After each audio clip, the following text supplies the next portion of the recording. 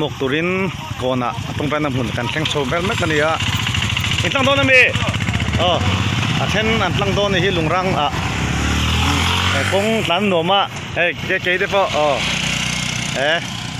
then an tlang chowa lai hi mun tur ber khania hai motor pasari vel chu ma bike nen kanin an local zelang Hello India champion Jehova lo thleng ta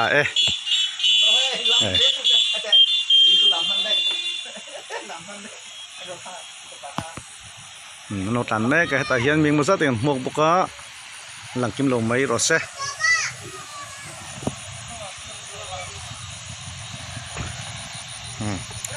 sao lại thả ra son để rách cả son rồi chuông anh đi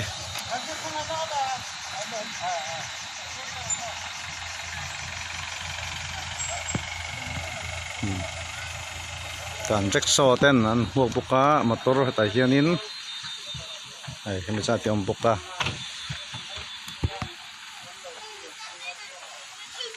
walang pangakan pandonan ni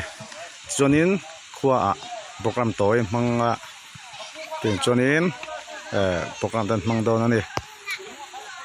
mok tu te chu hilorin manong suaya yaron dan tha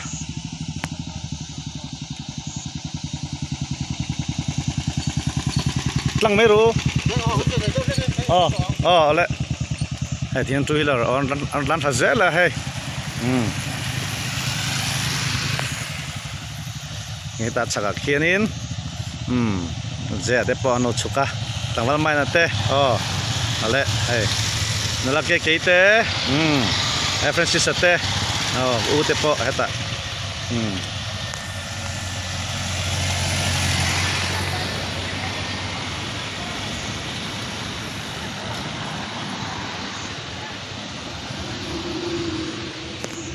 hết ta poi nan lo me puma puete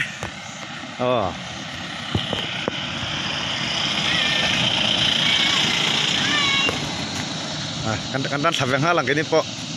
ama phua original thengta he pangpar ne an long phok ani hi oi me section sang te branch ayo te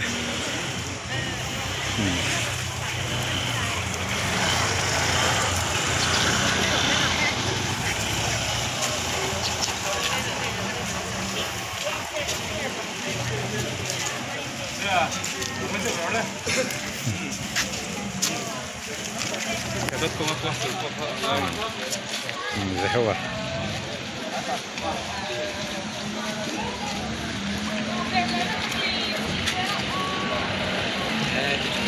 pangpar kan tu nula hanisa ditur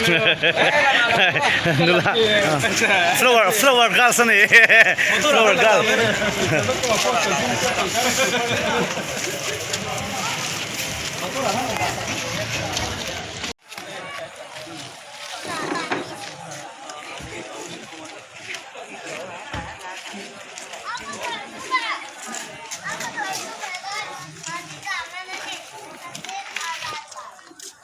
căn lằng phải nghe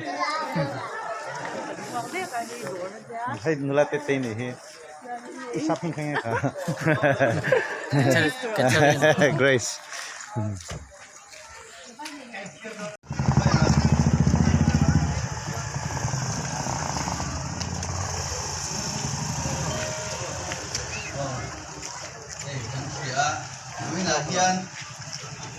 branch dan kuah dan ven yan pero witak dan donga dan sepeka di India ram ni pui tamzia kan sia mi tlu le din no chuang kan o mani chung singa chuan an za ba chuan an khel vek ka tilova maro chu engtol ni poni sila boy khat na wanga India rama champion the ka kan khuwa kan venga hian oma aro maya tuangin kan main alom nan kan sabain kut beng wo nakina ron ding chok don ka bakan din dir lo mai ani tha ka long pui la le so mo ba da di so mai so Krista mi chi ba ka bu so wa tra ye lai wai me so ti tan mi ya ka lo mi na ma mi sila so mala ma ka na si to te an ma so ka so la ma hu no ka mai hu no ka mai yung ngai lo hindi na tiyan kung di ano yung siya sa bahay nila lo go sweet so mo puti kan so mo di kan kikure ni di ha sila kan sila ko kan yung galagay na bang kakin ko kasi lang nga suan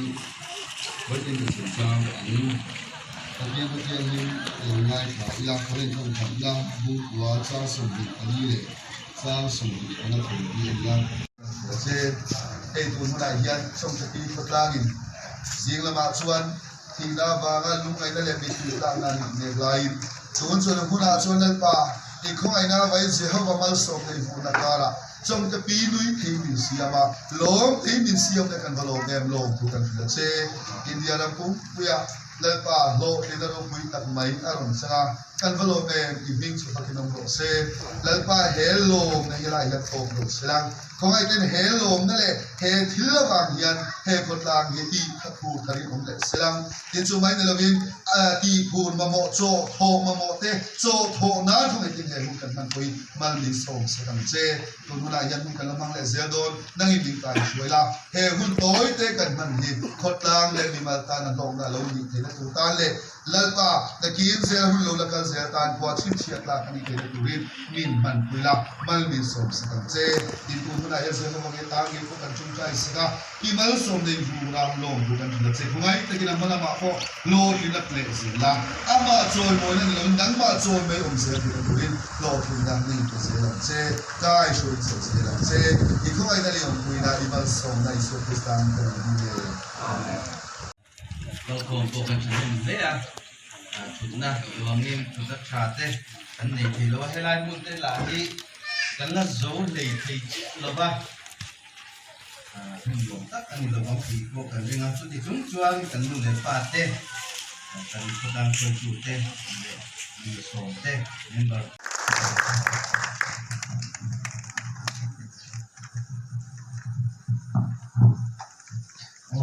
bây giờ hiện tại là các không giống giống tê chỉ là các bộ bị chiều nên đây when trong cái branch là mình là program lúc biết rằng nên xem sẽ đi cả bọn này là mà sai lầm tôi cái sai đồ này report cái việc kinh doanh mấy thì Hello India Youth Games anh thì table tennis bị cả cho cùng sống bao gồm mỗi lần mi cái in là ta là xem cái Youth Games này là mình đủ là state thì nó trong cái thì anh bốc han đi đâu kan shit thiam the dan tu chuan India rama under 19 na asang som pathum te ba ka wild card entry te ta chu shit kan shit thiam dan tu chuan asang som pathum zinga tel ve si lo ama ro chu player tha be se om ni ve si angkha anita wild card entry mang kan pati khan khel ve boka chuanin a host tu te Haryana state khan pakhat aron tho ve boka avain mi som paru chau kha kanin era adu tel thei na tournament khan ni lawa chu ni ta Hello India Youth Games khel thei tu tan khan da kha chu ni sari khan ai zo la tagin kan coach sarsa le na thoya ke le Alberto ka thempa ne khan kan thok tha chu ni ni ria ta kan thin kha registration te kan ti tel tu khan ni kwa khan tournament khel tu ka in bot se ta kan khel chau de mo mo ba doubles kha champion lai kan ne sam ni som pia khan amaro chu ka chen pa hi India rank kha ani khan la wild card entry hanga lu ta ni ba khan doubles sa han khel ke si lo wa chu wa chan doubles sa kan khel lo ta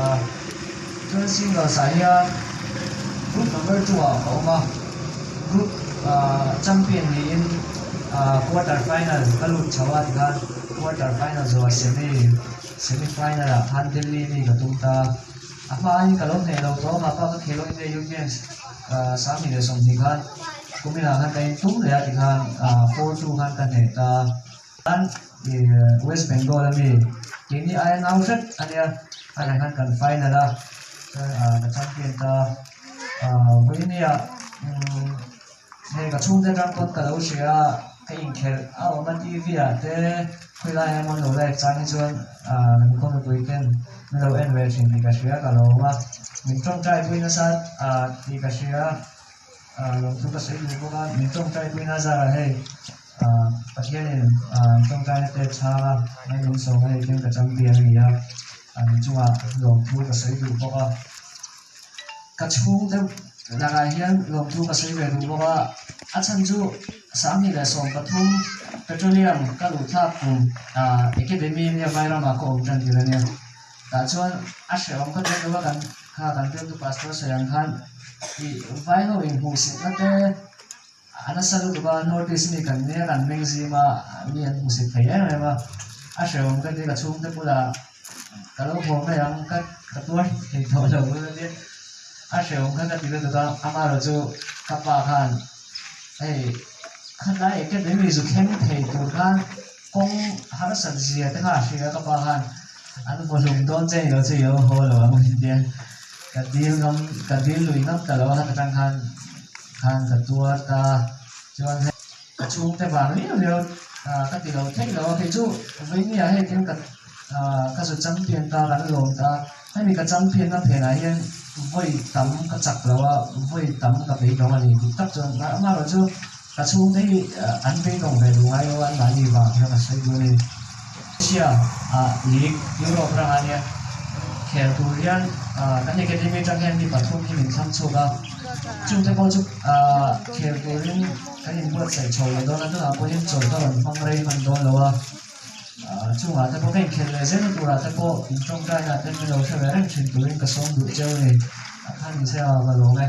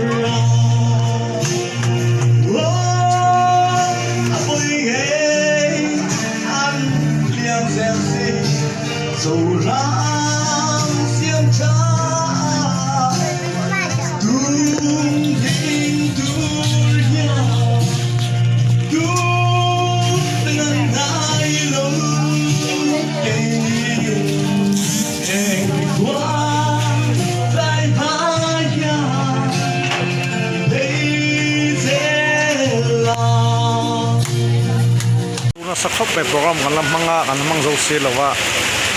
kya mi puite po mi ina te kan lut khom ter ngota kya mi veranda te kan khoma program tle mena khailak do mek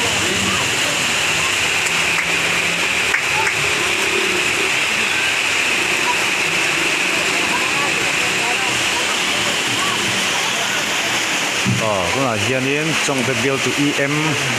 ku antul tanzaran pusilon ni